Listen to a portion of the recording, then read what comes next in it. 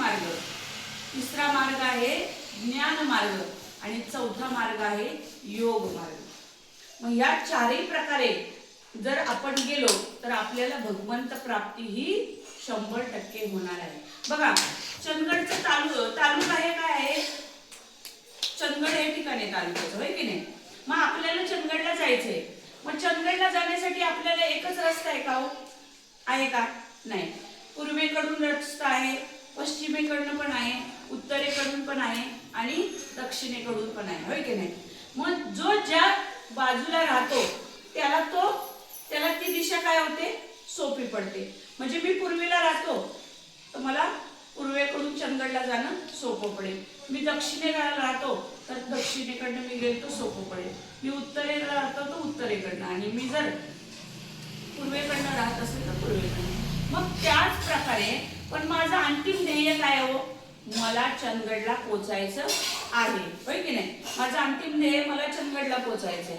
मग मी कशा प्रकारे जरी गेलो तरी मला पोचता येईल ही आपल्याला स्वतःला काय असली पाहिजे, मी तो जाण्याचा प्रयत्न 100% करणार आणि मी त्याच्यामध्ये यशस्वी होणार. हे स्वतःला काय पाहिजे हो, काय पाहिजे, काय पाहिजे, खात्री पाहिजे, विश्वास पाहिजे.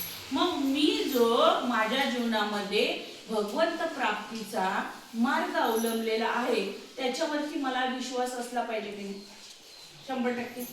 जर माझा विश्वास मधून अधून माझ्या जीवनामध्ये नैराश्य आलं, मधून अधून माझ्या जीवनामध्ये दुःख आलं आणि माझा विश्वास जर डळमळीत झाला तर भगवंतावरचा विश्वास तुटतो की नाही.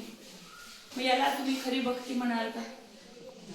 मग आपले सद्गुरू सुद्धा काय सांगतात, ज्या ठिकाणी पूर्ण श्रद्धा असते, ज्या ठिकाणी पूर्ण समर्पण असतं त्या ठिकाणी भगवंत प्राप्ती झाल्याशिवाय राहत नाही.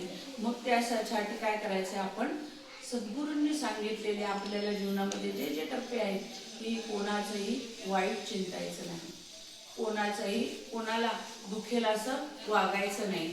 तुम्ही जगा, दुसऱ्याला जगवा. दिवसातून कमीत कमी 10 मिनिटे तरी त्या भगवंतांचे आभार माना, त्याची साधना करा. हे भगवंता तू मला या पृथ्वीवरती जन्माला दिलाय, जन्माला घातलाय, म्हणजे तू माझ्यासाठी काहीतरी योग्य नियोजन करून ठेवलं असेल. या गोष्टीवर जर आपण विश्वास ठेवला, दृढ श्रद्धा ठेवली तर आपल्याला आपलं गंतव्यापर्यंत आपण पोचणार की नाही, 100% आपण आपल्या गंतव्यापर्यंत पोचणार. मग आता पहा भगवान श्रीकृष्ण काय सांगतात, कर्म मार्ग. मग कर्म मार्ग कुणी केला, कर्म मार्ग कसा आणि कसा करायचा, तर कर्मच आपण अशी करायची की लोकांनी आपल्याला भगवंत म्हटलं पाहिजे. हा मार्ग कुणी केला, बघा शिवाजी महाराजांनी कर्म मार्ग केला. काय केला, शिवाजी महाराजांनी कर्म मार्ग निवडले. त्याच प्रकारे सिंधुताई सपकाळ, मदर टेरेसा यांनी काय केले, कर्म मार्गच्या रित्या भगवंत प्राप्ती केली.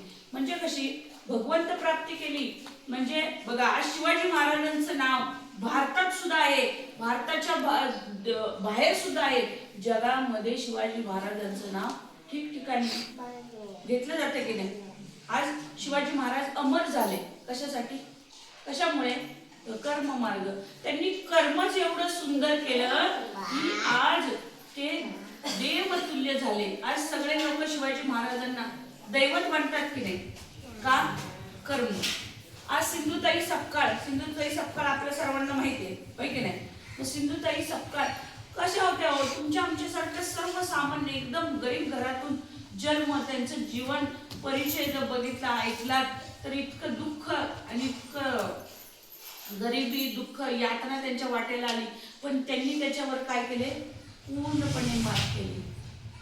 त्यांनी स्वतः महाअनुभव पंथाची दीक्षा घेतलेली. जो महाअनुभव पंथ भगवान श्रीकृष्णांना मानतो त्या महाअनुभव पंथांच्या त्या शिष्या होत्या. मग बघा त्यांचा दृढ विश्वास कुठे बसला, भगवान श्रीकृष्णांच्या कर्माने, त्यांच्या भगवद्गीतेवरती. आणि भगवान श्रीकृष्णांना आपलं ध्येय मानून त्यांनी आपल्या जीवनाची वाटचाल केली. मग सिंधुताई सपकाळ आज भारतात त्यांचं नाव आहे की नाही, महाराष्ट्रात घेतलंच जातात, महाराष्ट्राबाहेर सुद्धा सिंधुताई अनाथ मुलांच्या आई म्हणून काय होते, त्यांना मानलं जाते, पूजलं जाते. मग त्याच प्रकारे दुसरा मार्ग आहे भक्ती मार्ग. भक्ती मार्ग कोण करते, हे बघा, हरे कृष्ण हरे राम वारकरी संप्रदाय,